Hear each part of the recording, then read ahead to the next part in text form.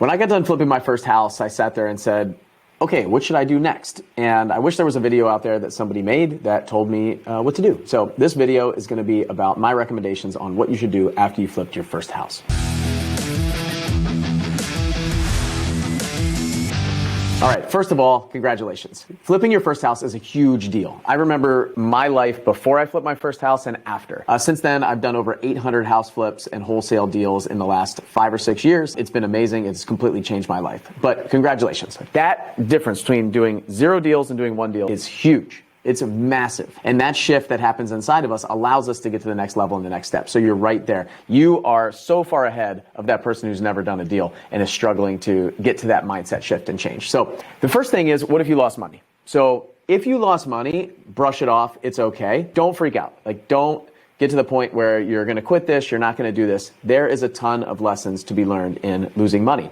So you have a leg up on every other person, and that leg up is experience. The experience that you got on flipping this first house is massive. If you think about going to college and the amount of money that people put into college and don't get paid for it, over 4 years, 5 years, it took me 5 years, doctors go for 10 or 12 years. They pay hundreds of thousands of dollars to get this education. You just got an education that may have cost you what? A couple $1,000, $5,000, $10,000? It's a massive education and step in the right direction. And it gives you the ability and the experience to change things and make things different on the next one. So the thing that we did in the military, I flew for the Navy for almost 20 years now. We would go out on a mission. So we'd plan for a mission, we'd go execute a mission, and then we'd come back. And we spent more time debriefing what we did right and wrong during the mission. We'd go fly for maybe an hour, hour and a half.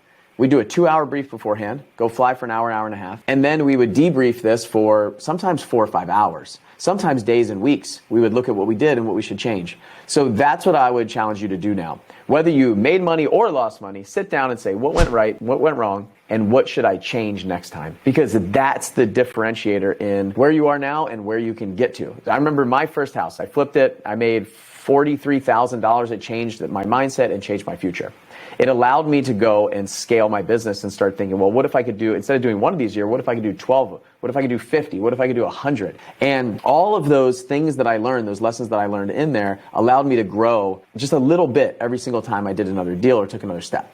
So take that after action report. What went right? What went wrong? And use all of that, because the next thing is, how do I plan for the next house? What I found was I would flip 1 house and it would take me about 6 months. So that first deal I did, it took me a while to find it. It took me 6 months to get the deal done and closed.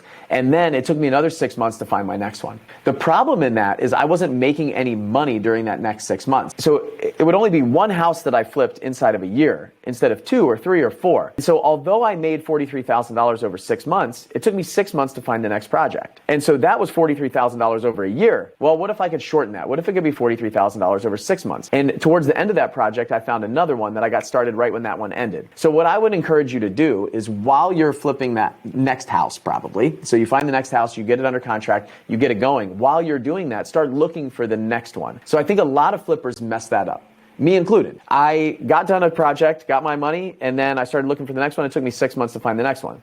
And then it took me 6 months to do that project. And then it took me another 6 months to find the next one. It took me 2 years to learn this. So you can learn this right here in this video right now if you just listen to what I'm talking about. So find the next project while you're on the project that you're working on. Don't wait until the end to go, oh, what now? That's a big lesson that I learned that I hope you take. And for you, the next step is to go out and find your next deal. And if you lost money, brush it off. If you made money, great. Reinvest that and go find your next project. Finding and sourcing properties and projects is the #1 job of a house flipper. It's that and money. So finding leads and projects, raising money, and then also looking for contractors and finding some of those. So what should you do right now? Go look and find your next project. If you found your next project, take some of the information that you learned in the after action report, the lessons learned from the first deal, and go implement it in the next one.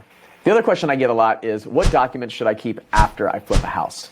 So when I got started, I kept everything in a folder. I would just do 1 deal a year pretty much, and I did that for a couple years in a row. So I keep everything in a folder. That was documents, receipts, everything like that. Now I keep everything digitally. Everything is in the Google Drive, and I keep it all in one place. So what do I keep? I keep all the photos of the property before. I keep all the photos of the property after. I keep a closing statement on the purchase. So it could be a HUD or a CD, it's called. I keep that on the purchase. I keep that on the sale. So then I take those 2 documents, and that's what my CPA wants at the end of the year to calculate my taxes. Now, what the CPA doesn't see is how much money I spent on the rehab and all the other expenses. So in the beginning, I kept an Excel spreadsheet that has all of the expenses. Could be utilities, what I paid contractors, expenses that I spent at Home Depot and Lowe's, anything that I had that I put into that project, because my net return from that project is the amount I got on the sale minus what I had on the purchase, and then minus all the other expenses that I had throughout the project. That's my net profit at the end, right? And that's what I'm going to pay taxes on. So I keep those documents, I keep all my receipts, and it all kind of went into a folder. So now we're much more technologically savvy. It's all in QuickBooks Online instead of just in a folder. But you want to keep all that stuff. The other thing you want to keep is a lien release from your contractors. So a lot of times your contractor will do some work, but what you want to do is get the release of lien from that contractor and keep that document and any other contracts that you have with the contractor. I have been sued on projects that I've worked on in the past years later, based on some information that happened, something that they may have found when they pulled some walls apart, or they found some mold, or something happened. I have had people come back to me years and years down the road. So I would highly encourage you to keep all of that documentation, any communications, any emails, all that stuff. So I have it all in a folder. I keep a folder for every single property that I have in my email, and everything goes in there like a filing cabinet, and I back that up. And also what I want you to keep, the last thing, is keep that feeling of accomplishment. So the way that you feel right now, don't forget that, because as you flip hundreds and hundreds of houses like I have, you could become numb to it.